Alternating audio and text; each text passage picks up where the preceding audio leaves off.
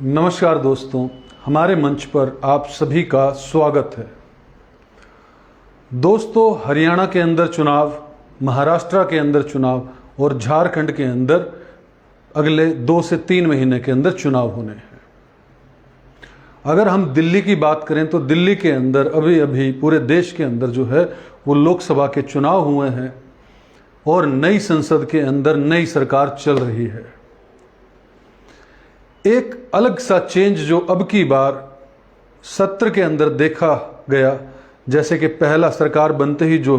सत्र हुआ संसद के अंदर और अब जो बजट सत्र हो रहा है, उसके अंदर एक बात जो है वो अलग ढंग से देखी जा रही है और वो है कि पहली बार पिछले 10 सालों के अंदर संसद को नेता प्रतिपक्ष मिला और नेता प्रतिपक्ष मिला राहुल गांधी के रूप में। राहुल गांधी ने जैसा कि सरकार बनने के बाद जो सत्र शुरू हुआ संसद के अंदर, उस तरह से जिस तरह से सरकार को घेरा और जिस तरह से पहली बार 10 सालों के अंदर भारतीय जनता पार्टी या एनडीए की सरकार कहें तो कहीं ना कहीं झुकी हुई सी नजर आई, कहीं ना कहीं मायूस नजर आई, क्योंकि जिस डिक्टेटरशिप से मोदी जो है वो पूरी तरह से गो थ्रू हो चुके थे, जो पूरी तरह से डिक्टेटरशिप वाले डिसीजन ले रहे थे, उस पे कहीं ना कहीं रोक लगी है। और बजट सत्र के अंदर भी आप देख रहे हैं कि हर रोज, चाहे वो राहुल गांधी हो, अखिलेश यादव हो, सरकार की जो है वो बखियां उधेड़ रहा है। बखियां उधेड़ने का मतलब ये है कि सरकार की कमियों को उजागर कर रहे हैं। और अब एक राहुल गांधी की नई पोस्ट से एक्स के ऊपर उन्होंने एक पोस्ट की है जिसके अंदर ये शंका जताई है कि राहुल गांधी को ईडी जो है वो पूछताछ कर सकती है। ईडी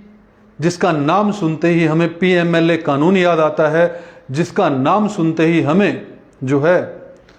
वो केजरीवाल ध्यान में आते हैं। जिस तरह से दिल्ली के अंदर कथित शराब घोटाला, जो कि ना अभी कोई सिद्ध हुआ है, ना कोई चार्जशीट फाइल हो चुकी है, उसके अंदर जिस तरह से एक एक करके आम आदमी पार्टी के नेताओं को जेल के अंदर भेजा गया और केजरीवाल को भी अंततः जेल के अंदर भेज दिया गया, उस ईडी का जैसे ही ध्यान आता है तो ये समझ में आता है कि क्या अब राहुल गांधी की बारी है। क्योंकि जिस तरह से राहुल गांधी संसद के अंदर इस बार इफेक्टिव ढंग से तथ्यों पर आधारित अपनी बातें रख रहे हैं और जिस तरह से जनता के मुद्दे उठा रहे हैं, ये बात कभी भी नंबर 1 और नंबर 2 यानी कि नरेंद्र भाई मोदी जी को और ना ही अमित शाह जी को ये गवार होगी, खुशगवार होगी ही नहीं। क्योंकि उनको चाहिए विपक्ष जो है वो बिल्कुल कमजोर होना चाहिए, सरकार के अंदर वो ताकतवर हों ताकि मन मर्जी के फैसले जो है लागू कर सके। लेकिन जिस तरह से बजट के ऊपर, फिर अडानी अंबानी के ऊपर बार बार जो है राहुल गांधी प्रहार कर रहे हैं, उससे जो है एनडीए सरकार पूरी तरह से बुखलाई हुई है और खास तौर पर नंबर 1 और नंबर 2 तो पूरी तरह से बुखलाए हुए हैं। और जिस तरह से प्रधानमंत्री मोदी जो है अपने भाषण में, जब संसद सत्र शुरू हो रहा था तो बजट सत्र का, तो उसके अंदर वो कहते हैं कि मेरा गला किस तरह से घोटा गया है 2.5 घंटे, क्योंकि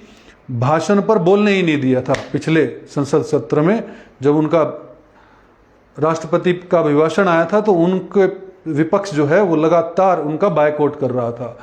तो जबकि इस बात को मैं सही नहीं मानता हूं, सुनना चाहिए, चाहे जितना मर्जी फेंके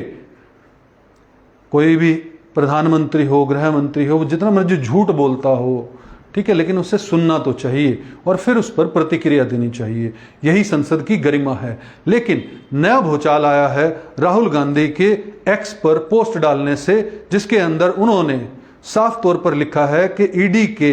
अंदरूनी सूत्रों से उन्हें पता लगा है कि जल्द जो है उनसे पूछताछ हो सकती है। और उन्होंने ये साफ तौर पर लिखा कि मैं चाय और बिस्कुट लेकर जो है ईडी का स्वागत करूंगा, घबराए हुए तो नजर नहीं आए। ये उनका अंदाज भी है। पिछली बार भी उन्होंने बोला था कि ईडी अगर मुझसे पूछताछ करती है तो मैं उनका चाय बिस्किट लेकर जो है इंतजार करूंगा। लेकिन केजरीवाल जिस तरह से लगातार लगातार सरकार पर अटैक कर रहे थे, लगातार नरेंद्र मोदी पर अटैक कर रहे थे, लगातार अमित शाह पर अटैक कर रहे थे, तो कहीं ना कहीं अब जिस तरह से राहुल गांधी एक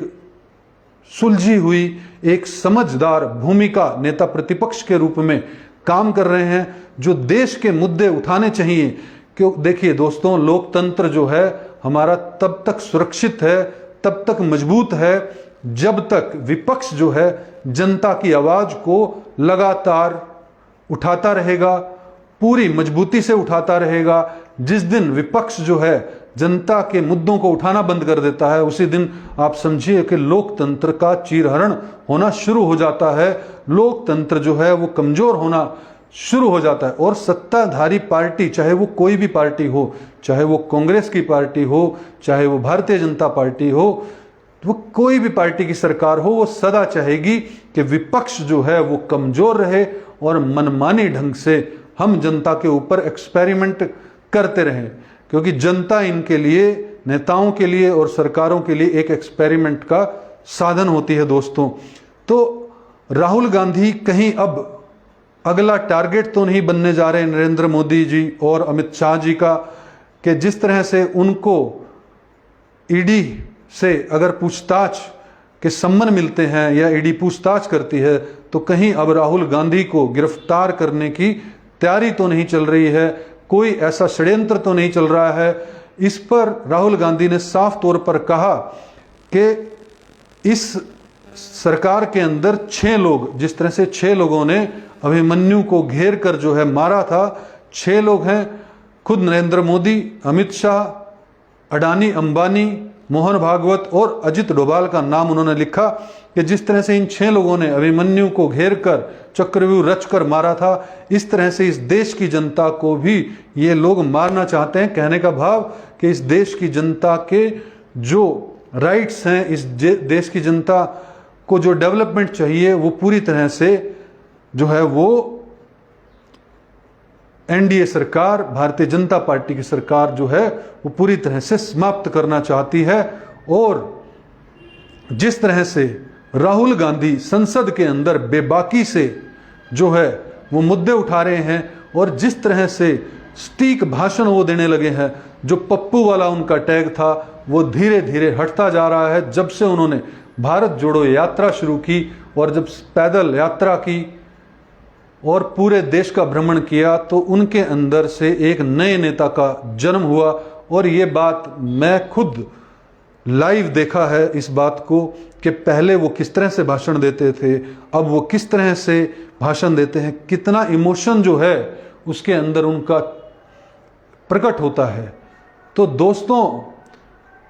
अगर राहुल गांधी को एनडीए सरकार या कहें भाजपा सरकार जो है अगर घेरने की तैयारी कर रही है, तो ये एक लोकतंत्र के लिए एक नया खतरा बनेगा। केजरीवाल तो पहले से ही जेल में है, पहले अखिलेश यादव से भी पूछताछ हो चुकी है, वहीं हरियाणा के अंदर भी जो है कांग्रेस के अलग अलग नेताओं को जो है वो सम्मन दिए गए, गिरफ्तार किए गए, पूछताछ की गई। वहीं भूपेंद्र सिंह हुड्डा को भी जो है एक पुराने प्रॉपर्टी के मामले में 300 करोड़ की प्रॉपर्टी जो है उनके खिलाफ अटैच कर दी गई है। सरकार, साफ तौर पर यह दिखता है कि नई नई बनी भी एनडीए सरकार किस तरह से विपक्ष के मजबूत होने से घबरा गई है, बौखलाई हुई है, और वो इस तरह के प्रयास बिल्कुल कर सकती है, इसमें कोई दो राय नहीं है। क्योंकि सत्ता पक्ष सदा जो है विपक्ष को और जनता को कुचलने का काम करता है, क्योंकि जनता जिस दिन सुखी हो गई तो इन्हें पूछेगा कौन। ये डर जो है हर नेता के अंदर जो है होता है, और किसी डर के कारण से वो जनता को सिर्फ और सिर्फ जो है वो भीख की तरह जो है वो टुकड़े फेंकते रहते हैं, और जनता उस भीख से ही खुश होती है। शब्द थोड़े हार्श हैं, शब्द थोड़े मन को चोट पहुंचाने वाले हैं, लेकिन इन शब्दों से ही शायद ये सोई हुई जनता जो है वो जाग जाए। क्योंकि अब की बार जब लोकसभा चुनाव में जनता जागी और उन्होंने मजबूत विपक्ष का निर्माण किया और नरेंद्र मोदी को बता दिया कि तुम कहते रहोगे थाली बजाओ, ताली बजाओ, टोर्च जलाओ, ठीक है, जो कहोगे वही बात हम मान नहीं लेंगे। कि अगर पिछली बार जो है पूर्ण बहुमत मांगा, दे दिया, अब की बार 400 पार, तो 400 पार नहीं, अब की बार जिस तरह से जनता ने अगर आपको लगे कि शेयर करनी चाहिए, कुछ इन्फॉर्मेटिव है, तो इसे लाइक और शेयर कीजिएगा और हमारे मंच को सब्सक्राइब